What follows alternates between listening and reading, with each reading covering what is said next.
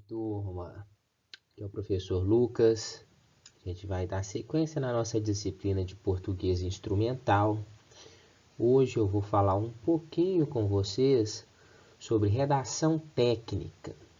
A redação técnica é muito diferente daquela redação dissertativa ou narrativa que a gente está muito habituado a escrever e fazer, principalmente quando a gente está trabalhando com provas, né? A gente precisa fazer uma redação para uma prova, provavelmente a gente vai precisar fazer uma redação dissertativa, né? A gente já viu o gênero dissertativo como um gênero textual e hoje nós vamos trabalhar com a redação técnica.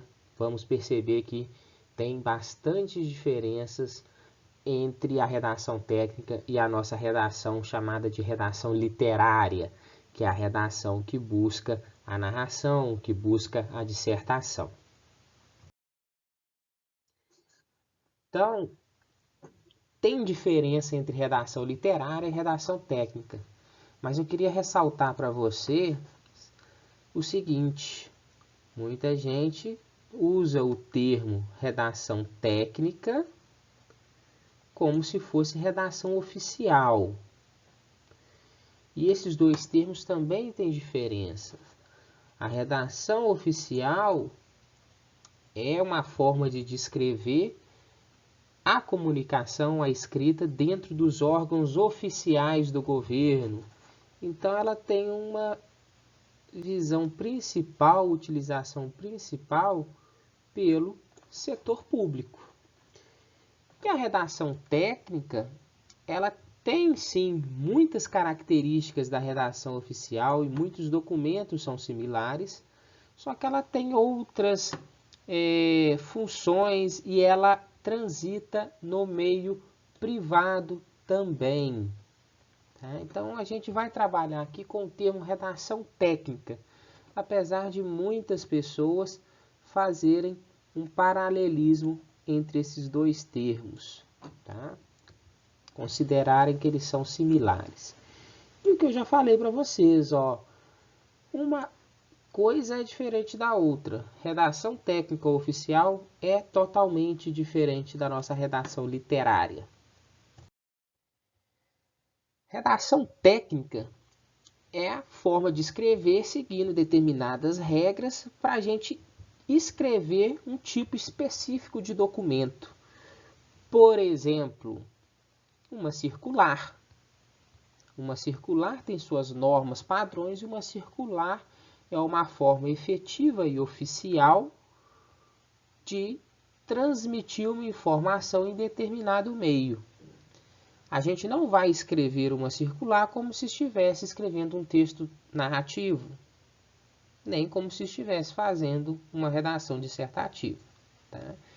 Ela é muito utilizada no poder público, mas foi adotada essa concepção também no meio privado, principalmente pela facilidade de comunicação e pela organização dessa comunicação.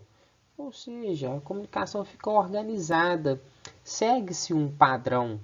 A gente consegue ter um padrão de comunicação entre diferentes níveis hierárquicos, tá? Características dessa redação técnica. A primeira característica da redação técnica é a questão da impessoalidade. Impessoalidade de quem comunica, de quem é comunicado e do assunto tratado. Ou seja, impessoalidade é você escrever sem a sua opinião, sem tendenciar o texto. O texto de uma redação técnica ele tem que ser puramente informativo, objetivo. Ele não pode expressar a opinião da pessoa que está escrevendo e nem ser tendencioso à pessoa que está lendo, tá? Segunda característica é a formalidade. A formalidade da redação técnica é expressa através da padronização. Padronização de papel, padronização de margens, padronização de espaçamentos, de tamanhos de letra. de elementos que devem conter no texto, tá? E também através de um vocabulário polido, ou seja, um vocabulário educado. A redação técnica sempre é escrita de forma muito educada, porque muitas das vezes ela está requisitando algo, pedindo algo ou demonstrando algo.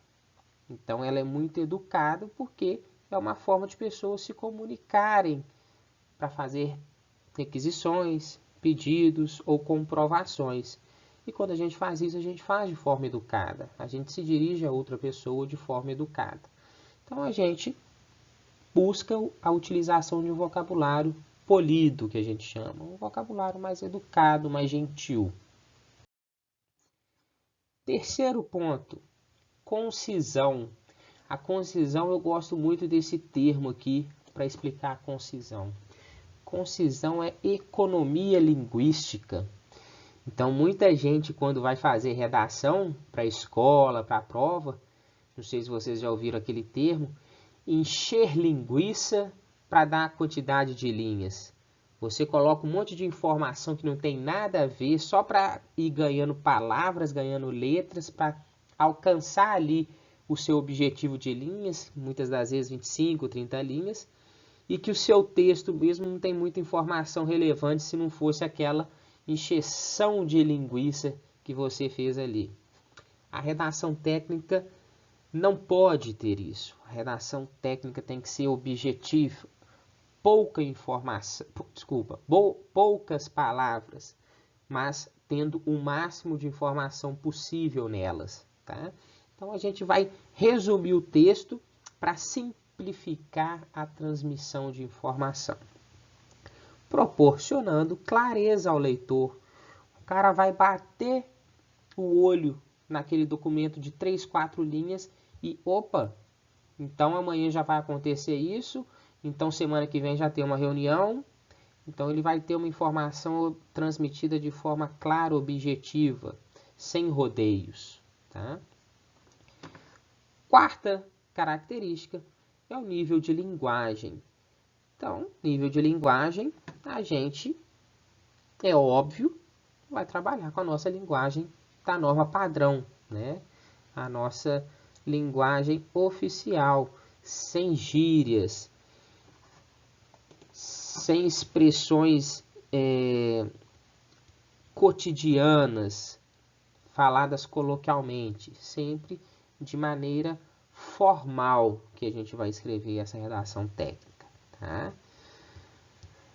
Outro detalhe, se a gente está transitando dentro de órgãos, setores que falam a língua portuguesa, então a gente tem que manter o vocabulário dentro do idioma português, né? A gente não pode, por exemplo, emitir um comunicado numa empresa avisando que amanhã é holiday, né? 95% dos funcionários não vão saber o que é um holiday, que seria um feriado. Então, amanhã é feriado. Texto objetivo, claro, dentro do idioma que os órgãos trabalham e funcionam. Principais gêneros, muitos vocês conhecem, alguns talvez vocês já tenham até escrito, mas eu tenho certeza que praticamente todos vocês já lidaram, já passaram pelas mãos de vocês ou vocês precisaram algum dia. A nossa carta comercial, que é uma carta de apresentação de uma empresa, por exemplo, oferecendo um produto. O memorando circular, esses dois são formas de transmissão de informação, tá? Uma ordem de serviço, que é um documento que organiza os serviços a serem realizados dentro de uma empresa, dentro de uma companhia. O ofício,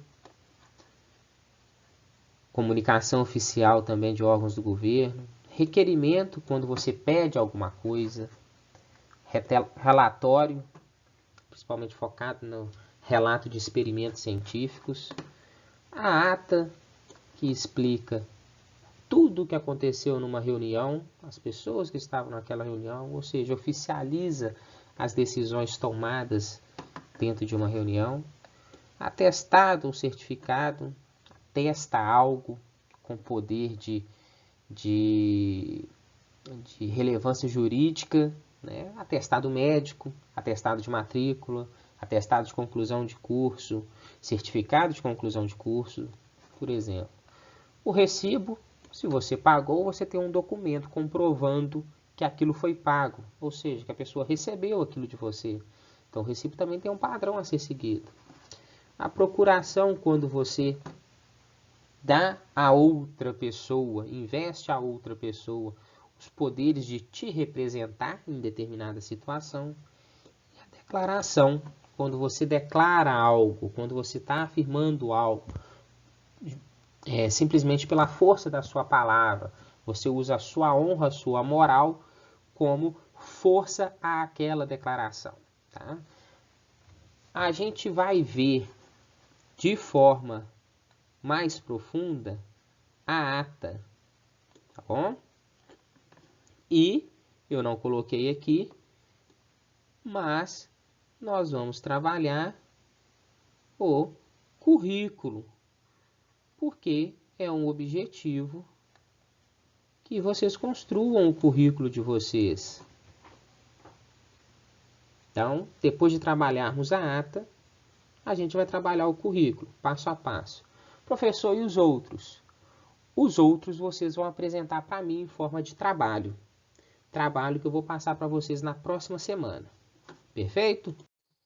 Então, turma, características de redação técnica e as principais redações técnicas. Esse foi o nosso tema de hoje. Na próxima aula a gente começa a falar da ata e eu trago para vocês o trabalho que tem que ser apresentado na outra semana. Até lá!